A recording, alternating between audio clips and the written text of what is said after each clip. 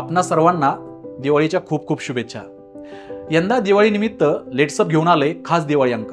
यात तुम्हाला काय वाचायला मिळणार पहा। पूर्वेला पुन्हा पाकिस्तान।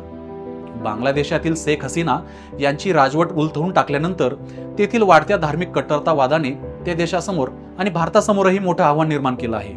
बंगाली भाषिक आणि सांस्कृतिक अस्मितेने निर्माण केलेला हा देश इस्लामी अस्मितेला गोंजारत पुन्हा पाकिस्तानच्या दिशेने जाण्याचाही धोका आहे।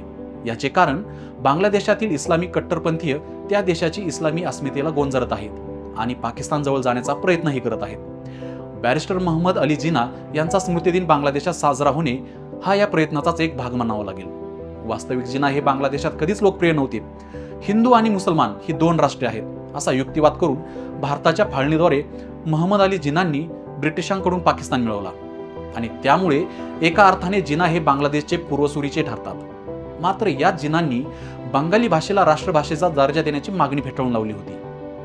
पाकिस्तानच्या निर्मितीनंतर ते जेव्हा पहिल्यांदा ढाक्यात आले त्यावेळी त्यांनी बंगाली जनतेला उर्दू शिकण्याचा सल्ला दिला होता। उर्दू हीच पाकिस्तानच्या सर्व प्रांतांना जोडणारी भाषा असल्याने तीच राष्ट्रभाषा असल्याचेही त्यांनी म्हटले होते। बंगाली भाषा लिहिण्याची लिपी बदलण्याचा विचारही त्यांनी केला होता।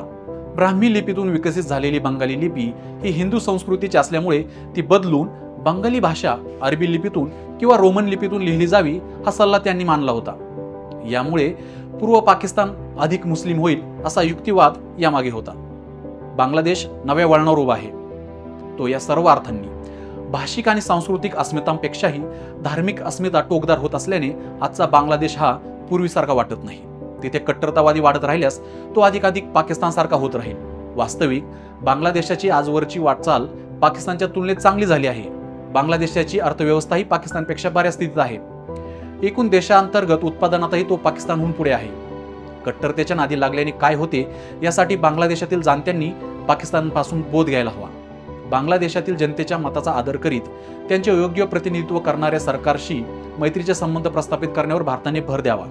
बांगलादेशालाही आपल्यातील कट्टरतावाद्यांना रोखून मैत्रीसाठी पुढे यावे लागेल, कारण भारताशिवाय त्यालाही दुसरा पर्याय नाही। इस्लामी अस्मितेला गोंजारत पुन्हा पाकिस्तानच्या दिशेने जाण्याचा धोक्याचा आढावा ज्येष्ठ पत्रकार आणि महाराष्ट्र टाइम्सच्या पुणे आवृत्तीचे निवासी संपादक श्रीधर लोणी यांनी घेतला आहे। संपूर्ण लेखासाठी आवर्जून वाचा लेट्सअप मराठी दिवाळी अंक।